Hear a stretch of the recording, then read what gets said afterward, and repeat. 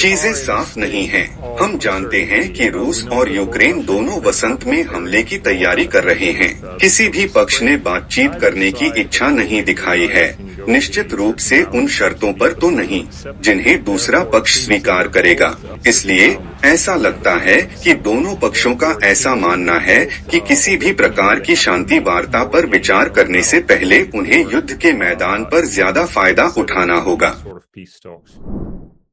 ऐसे कई बिंदु हैं जहां रूसी यूक्रेनियों पर काफी दबाव डालते दिख रहे हैं। वे सैनिकों को भेज रहे हैं, आप जानते हैं, बिना बहुत ज्यादा इक्विपमेंट के, बिना ज्यादा ट्रेनिंग के, बिना ज्यादा गोला बारूद के, बस यूक्रेनी सुरक्षा का आकलन करने के लिए और फिर ज्यादा पेशेवर सैनिकों को आगे बढ़ने की अनुमति देने के लिए। मुझे लगता है कि वे कुछ क्षेत्रों में आगे बढ़ने और दबाव बनाने के लिए बहुत अच्छी तरह से प्रशिक्षित बलों के छोटे समूहों का इस्तेमाल कर रहे हैं। यूक्रेनियों की बात करें तो यह मानते हुए कि शुरुआती रूसी कोशिशों में उन्हें जो नुकसान हुआ है वो बहुत ज्यादा नहीं है, संभवतः उसके बाद एक पहल करने और चुने हुए बिंदु पर बड़ा हमला करने की संभावना है।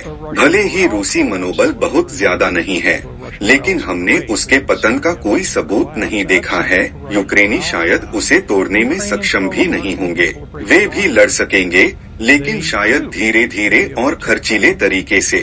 इसलिए मेरा अनुमान है कि हम एक लंबे युद्ध की ओर बढ़ रहे हैं।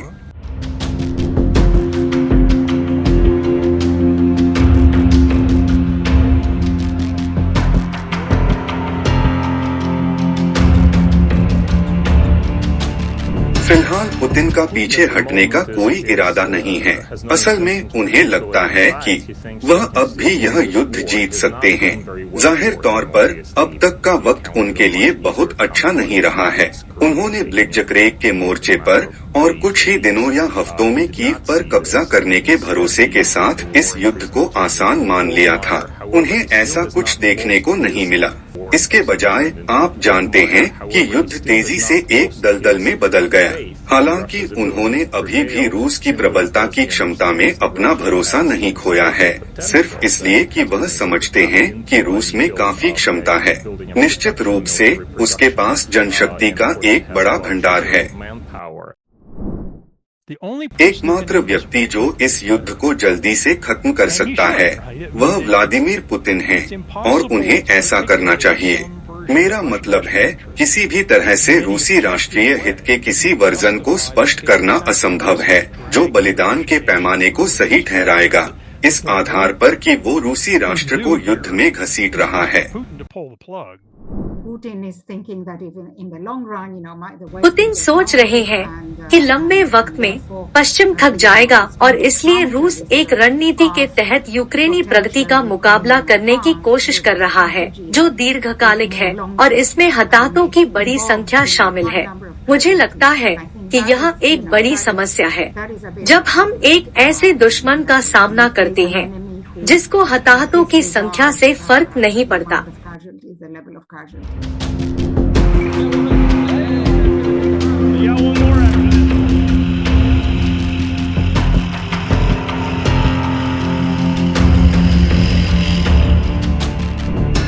यूक्रेनी लीडरशिप को लगता है कि वो रूसियों को पीछे धकेलने में सक्षम होगी। कुछ संकेत हैं कि वे इस युद्ध के बहुत लंबे समय तक चलने को लेकर चिंतित हैं, क्योंकि उनके नजरिए से वे समझते हैं कि पुतिन अपेक्षाकृत आशावादी क्यों हैं। मेरा मतलब है, वे युद्ध लड़ रहे हैं और उनकी अर्थव्यवस्था अच्छा नहीं कर रही है और उनके लोगों की हालत अच्छी नहीं है और उनके बुनियादी ढांचे को रूसी मिसाइलों द्वारा निशाना बनाया जा रहा है। इसलिए वे प्रबल होना चाहते हैं और वे तेजी से प्रबल होना चाहते हैं। यही कारण है कि वे पश्चिम से ज्यादा एडवांस्ड हथियारों की मांग कर रहे हैं। यह एक तरह से बहुत नाजुक पल है। अगर यूक्रेन को जरूरी सैन्य उपकरण, गोला बारूद, लॉजिस्टिक सपोर्ट, वायु रक्षा प्रणाली आदि नहीं मिलते तो रूसी हमले का सामना नहीं किया जा सकता। निश्चित रूप से जमीन पर यूक्रेन की संभावनाओं में सुधार होगा, क्योंकि वो अच्छी गुणवत्ता वाले पश्चिमी हथियारों के साथ फिर से तैयार होगा। उपकरण शायद युद्ध के नतीजे में निर्णायक अंतर नहीं डालने जा रहे हैं। जो अहम है वो यह है कि यूक्रेनियों के पास सामग्री का प्रवाह है जो उन्हें गतिरोध, अच्छी तरह से तैयार सुरक्षा को लागू करने में सक्षम बनाने के लिए पर्याप्त है।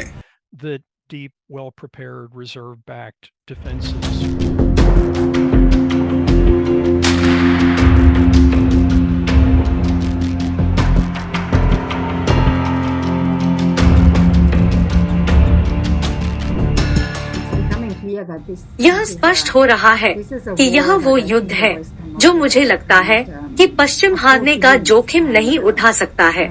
मुझे लगता है कि यूरोप में यह काफी स्पष्ट होता जा रहा है, लेकिन दुर्भाग्य से कई लोगों के बीच यह धारणा भी है कि यूक्रेन के लिए यह युद्ध जीतना बहुत महंगा होने वाला है। इसमें काफी समय लगने वाला है। यह बहुत सारे संसाधनों को उड़ाने वाला है। तर्कसंगत रूप से यह युद्ध अगले कुछ सालों में कहा जा रहा है।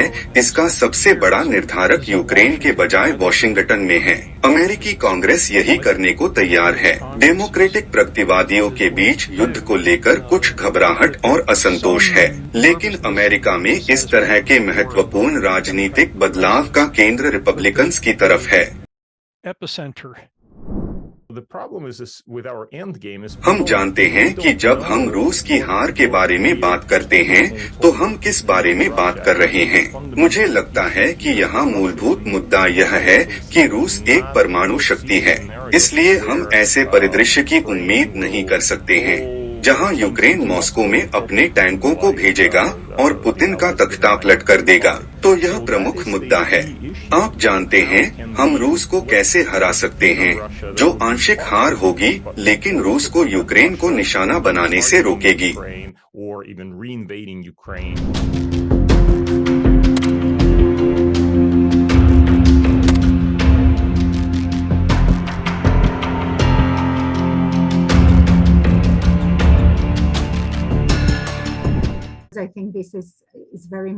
मुझे लगता है कि यह एक निश्चित सीमा तक एक औद्योगिक युद्ध है।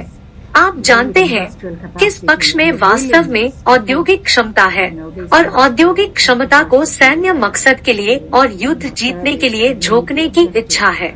मुझे लगता है कि यही वास्तव में इस मामले की जड़ है। फिलहाल यही अनुमान है कि यह युद्ध वर्षों तक चलेगा। इस तरह के युद्ध अक्सर दोनों तरफ की युद्ध की थकान में खत्म हो जाते हैं और हम ऐसी किसी भी चीज से बहुत दूर हैं।